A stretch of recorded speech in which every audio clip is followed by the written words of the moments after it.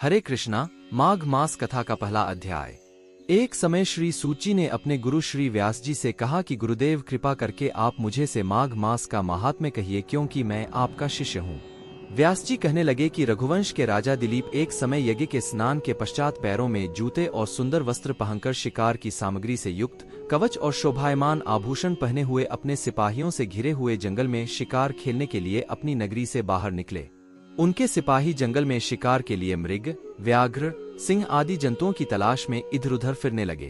उस वन में वनस्थली अत्यंत शोभा को प्राप्त हो रही थी। कहीं दो मृगों के झुंड फिरते थे, कहीं गीदड़ अपना भयंकर शब्द कर रहे थे, कहीं गैंडों का समूह हाथियों के समान फिर रहा था, कहीं वृक्षों के कोटरों में बैठे हुए उल्लू अपना भयानक शब्द कर रहे थे, कहीं सिंहों के पच्चिन्हों के साथ घायल मृगों के रक्त से भूमि लाल हो रही थी, कहीं दूध से भरी थनों वाली सुंदर भैंसें फिर रही थी, कहीं पर सुगंधित पुष्प हरी भरी लताएं वन की शोभा को बढ़ा रही थी, कहीं बड़े बड़े पेड़ खड़े थे तो कहीं पर उन पेड़ों पर बड़े बड़े अजगर और उनकी केंचुलियां भी पड़ी हुई थी।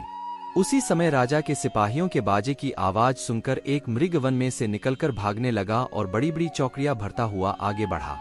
राजा ने उसके पीछे अपना घोड़ा दौड़ाया, परंतु मृग पूरी शक्ति से भागने लगा।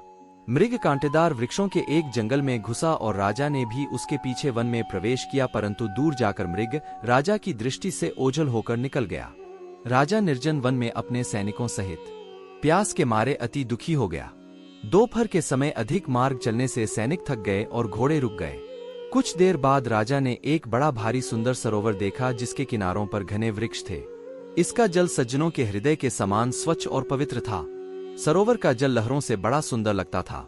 जल में अनेक प्रकार के जलजंतु, मछलियां आदि स्वच्छंदता से इधर-उधर फिर रही थी। दुष्टों के समान निर्दयी चित्त वाले मगरमच्छ भी थे। किसी किसी जगह लोभी के समान सिमाल भी पड़ी हुई थी।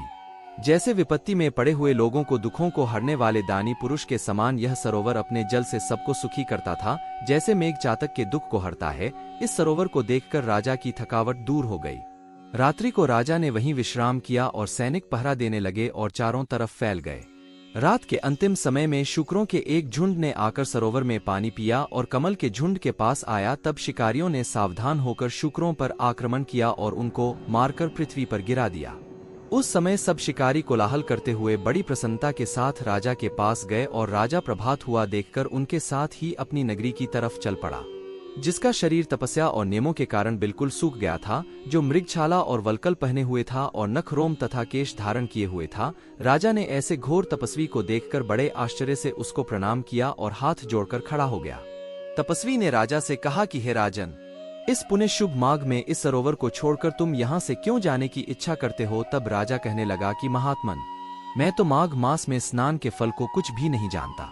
कृपा करके आप विस्तार पूर्वक मुझको बताइए। दूसरा अध्याय सुनने के लिए आप हमारे चैनल पर जाकर सुन सकते हैं। अगर आप चैनल पर नए हैं तो चैनल को सब्सक्राइब करें और इस परिवार का हिस्सा बने। धन्यवाद।